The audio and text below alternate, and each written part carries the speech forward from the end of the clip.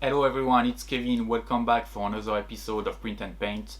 Today I'm on my mini factory. I'm doing the Soulbinders from Archvillain game. There is 4 dudes in the pack, 2 guys and 2 girls in different poses. I'm just gonna do one of them, is this one that you can see behind me. And yeah, let's go, let's print. Okay, so first what I've done, I upscaled the model. You seen I had the base together, I just had to make sure everything was fitting, so I double checked the scale if everything was right. I am around 80 millimeters, so around 75 scale if you want.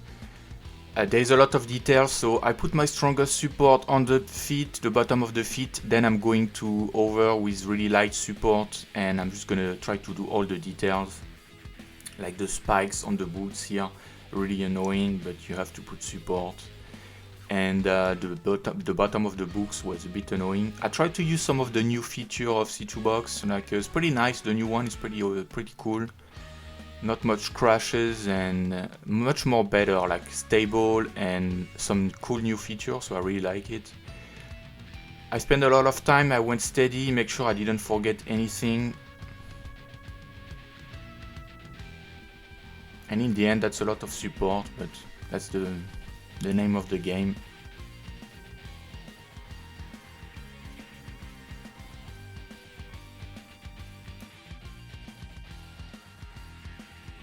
Okay, I'm done printing my Soulbinder. I even got 2 of them just to compare a bit. The first is the 32mm version, so this one is the one you get when you download the zip file. Everything is pre-supported at 32. The one that I printed here is like 80mm tall, so I went a bit taller than I should have probably, but that's okay. I think for those kind of detail minis, like they're not minis, they're just 3D model in the end. And for those kind of model with a huge amount of detail, I think it's weird to only give the 32mm, I think. They should probably do like a 75mm pre-supported version and a 32 for people who want a tiny one, but when you have really a lot of detail like this one, even too much, I think printing at 32 is a bit stupid. I'm not trying to bash or anything, but I think a lot of Patreon with a lot of models, some of them they're a bit lost in what they're doing and they're not really sure, like the way they model some stuff and the way they give the file, they're a bit weird sometimes. So that's just my opinion. It's still a great model, there is 4 of them and 4 of them are really nice. I have the base as well.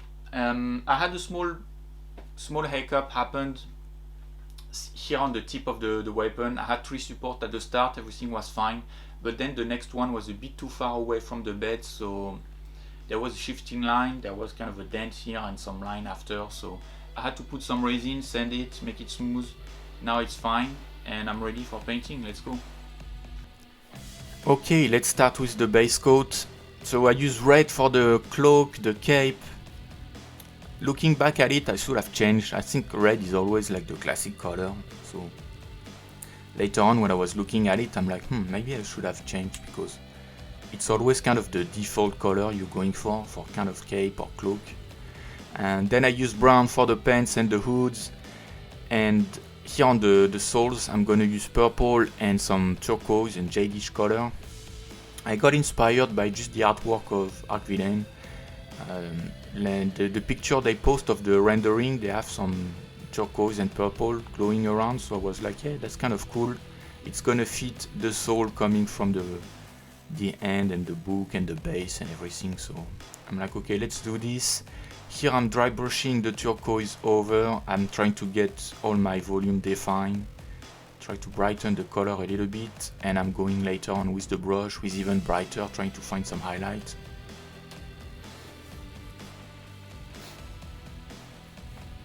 This took a long time between, like I said, the books, the base, the weapon. It took me a lot of time to go back and forth trying to find the right color, and sometimes you just do your highlight and you're like, oh, it's probably the last, and when you look at it you're like, I can go even brighter. So that's the case here, I'm going even brighter, so it's one more pass. When everything was done, I'm like, hey, the purple is gone now, so okay, let's take purple and let's try to define some purple highlights right next to the turquoise. And the effect was nice. It was cool to really bring back the other color. That was the look I was going for, so always worth it to spend some extra time. On the cloak here, what I'm doing, I'm trying to bring the light coming from the bottom up, so I'm pushing everything back on the bottom of the model and trying to brighten everything. Red is a bit annoying, the cover is a bit poor, so I had to do a lot of codes. I went back with some other type of red. I've mixed some red with white, like here, and I do some really bright highlights. Later on, when it's dry, you come back with the red just over your white highlight, and everything is really bright, the color is back, so that's great. Here, as you can see, the cape is looking great. I'm doing the same for the pants and the hoodie. Brown is much easier to work with and there is a lot more color to take, so brightening everything was much easier.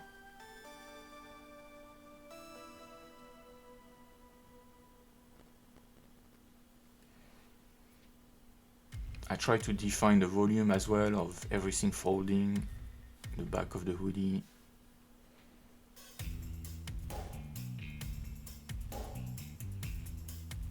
Sometimes you make the details pop, sometimes you can add some of yourself, so it's always good. Here on the skin I use like I think a zombie flesh, just a bit of a different color. Doing some base coat on the boots, just grey, nothing crazy. For the armor here, the part of the belt, the chest plate and the shoulder pad. In the Bear Rider video that I did, I put some black paint with my metallic paint and I start with a really dark base coat and then I brighten everything with just some brighter highlight. So it's a mix of non-metallic paint with true metallic paint. I just like the style, so I went with the same here. I'm putting my highlight on the bottom as well, obviously, trying to make everything coherent. Here I defined some volume on the skin. I used the flesh wash that I had. The reason is the whole part of the arm and part of the face are supposed to be burned, I think. It's looking like a scar, so I used the wash just to get some stuff going on, just to see what's gonna happen. Here I'm washing on the armor because it probably looked too bright on my eyes. Same for the boots, I put some metallic paint on it. Here for the base I want the bricks to be a bit orange-ish and brownish. So I start with a dark brown color. And right now I'm just gonna put some brighter highlights everywhere. There is a lot of souls coming from the base and everything, so I'm gonna go for kind of an OSL kind of highlight. So here I'm dropping my colors. I'm not trying to be clean. I just put some purple, some turquoise around, just to get an idea.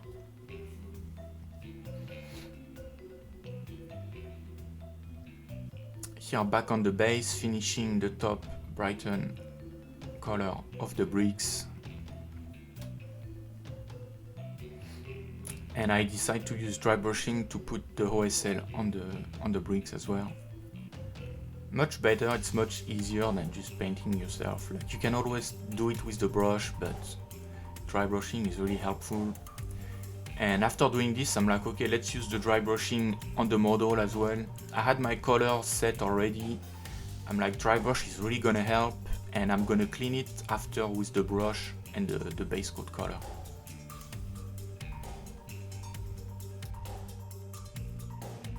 And that's it for the Soulbinder. This one was pretty fun to paint. There was a lot of stuff going on between the book, the weapon, the base. A lot of stuff were glowing kind of.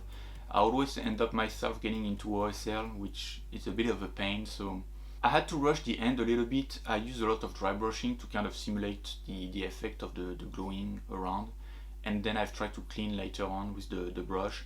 It's still a cool technique. I think there is a lot more you can try to push it to, so I'm gonna try a bit more of this in some future project. And sometimes, you know, it's like you want to cut it done, you have to finish it, you don't want to get stuck on something. So when I look at it, I was like, okay, there is so much more hours I can put into it, but let's just do it, let's finish. And when you put it together, it's pretty cool. I think I've done a good job for the amount of time that I spent on it, so that's fine. Happy with the result. I hope you enjoyed the video. Tell me what do you think in the comment, subscribe because we're gonna have a lot more coming on the channel, and see you next time. Bye.